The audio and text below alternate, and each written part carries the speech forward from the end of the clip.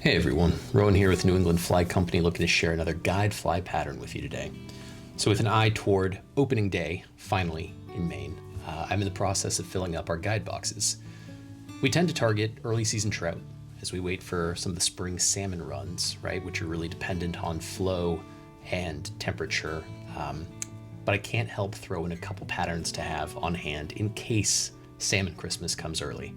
And one of those patterns is our Electric Caddis.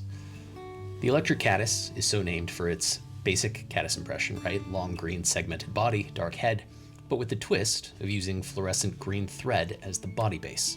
And this does two things. Number one, it makes us as anglers feel cool. And number two, it creates a brighter light catching fly for the murky high water spring runoff flows. We also tend to tie this pattern a little bigger, having more success with a size 12 than we do with, say, a size 16 or smaller, at least early in the season. But as the salmon runs tend to intensify into May, June, we do tend to see a lot more action on some of the smaller sizes and on some different colors, like a cream caddis, for instance. So while this pattern can fish well most places across New England, it is really our tried and true for Maine-specific salmon, and even more specifically for our Grand Lake Stream trip. So for last year's first GLS trip, this fly was responsible for, I think, 4 out of 7 of the 20 inchers that we were able to land, which beat out even the more traditional golden retriever pattern, which if anybody has fished that in Maine, they know it's for real.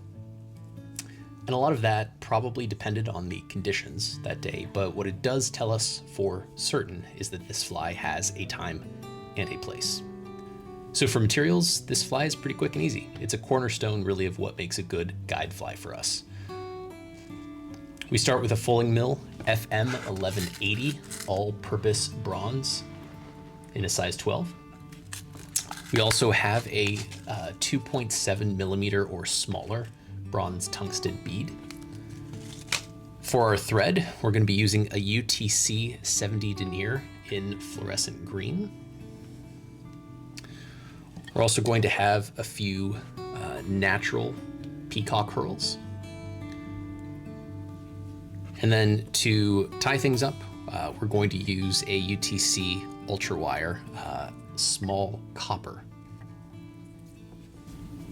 So to start this fly, we're just going to lay down our first thread wraps right behind the bead. We're going to wrap back, wrap up, and then trim off our excess. So what makes this fly so quick and easy is it is almost entirely made of the thread itself. We're gonna go and wrap down all the way just past the bend. I would say maybe a third down the bend. And the reason I like to do this is because when you pick some of these caddis larvae out of the water, you'll see their back end, almost like a scud or a small freshwater shrimp, likes to tuck itself back. So just having a little bit of the bend at the back maybe makes it a little bit more realistic in my view. After we establish kind of the constraints of our fly and the length, we're going to tie in our bronze wire. We're just going to slip it a little bit into the bead, catch that, hold it in place, and start wrapping it all the way back. And while you could do touching wraps and really get this in nice, we don't have to start worrying about that level of detail quite yet. So wrap it all the way down, all the way back up.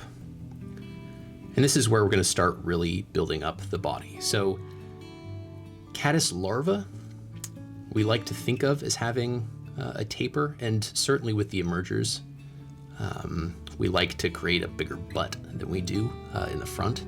They're a little juicy, they're pretty plump.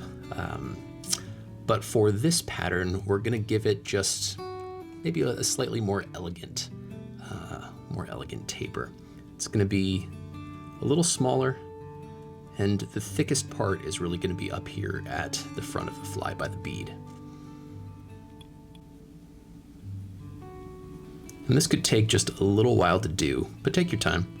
It's worth getting right, even though you can be a little bit messier than you can be with some other patterns. Okay, now that we have our thread base built up the way that we want it, you can see just a very slim taper from the tail all the way through the head.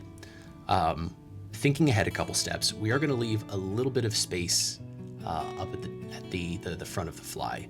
So the taper will get a little bit more significant starting about where my nail is, at about the maybe 2/3, 1/3 mark. And this is where we're going to tie in our peacock herl. So this is just for a little bit of an impression of the legs. We want a little bit of something kind of fibery to be flowing. This will also give us a really nice color change. So a lot of the heads on the caddis pupa tend to be darker than the bodies themselves. And we want to tie in the pupa first so that when we wrap our wire, the upper segments, which are around the peacock herl, are segmented. So one of the things that most people do when they're tying, and it's totally fine and right and proper, is they will do their wire wraps first and then they'll put the head of the peacock on. I like to do it the other way. I like to make sure the peacock goes on first and then the wire wraps can go. I think it gives it some of those darker segment looks, and then also it protects those peacock wraps. Herl tends to be pretty brittle. It's always helpful to have a little bit of something else supporting it. So we're going to take our 2 herls of peacock. We're going to go ahead and snip off the most brittle parts, which are toward the tip.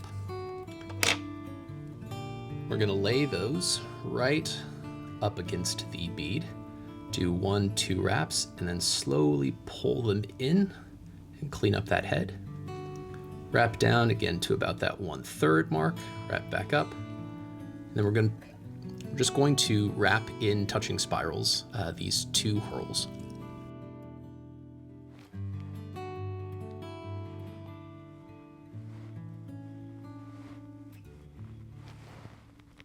So nothing crazy, just maybe 4 or 5 wraps up.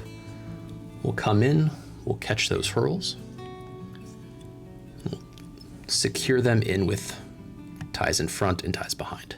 Nice thing about peacock is you can just pull and break it off, and then you can keep your next segments for your next fly. So the next step is going to be taking our wire. And so when you also look at the segments on a caddis larva, you'll see that the lower segments toward the tail are a little bit smaller, they're closer together, and then they get a little bit bigger as you wrap your way up. So we'll try our best to imitate that kind of spacing.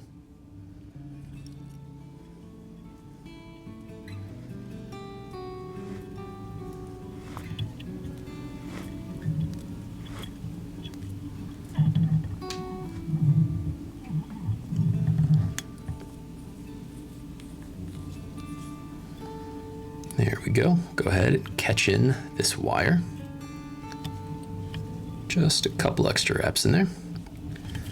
Then you can go ahead and helicopter to break that loose. And because we do want that peacock herl to form some of the darker head, we are going to actually color this thread. We're just going to make a couple little taps of the marker down. No more than that's needed. We'll grab our handy whip finish tool. We're going to do 2 4-turn whip finishes right at the head. 1, 2, 3, 4. 1, 2, 3, 4. Just like so. You can break that off accidentally as I did. Go ahead and clean up the top with a small snip. Clean up some of those other fibers. And there you have it, the Electric Caddis pattern. Super quick, super easy, and very, very effective. So thanks for watching, everyone. If you appreciated the content, please like, share, and subscribe. If you'd like to purchase this fly or some of our other available patterns, or even explore New England water with one of our guided trips, you can always find them at newenglandfly.com. Tight lines, and we will see you next time.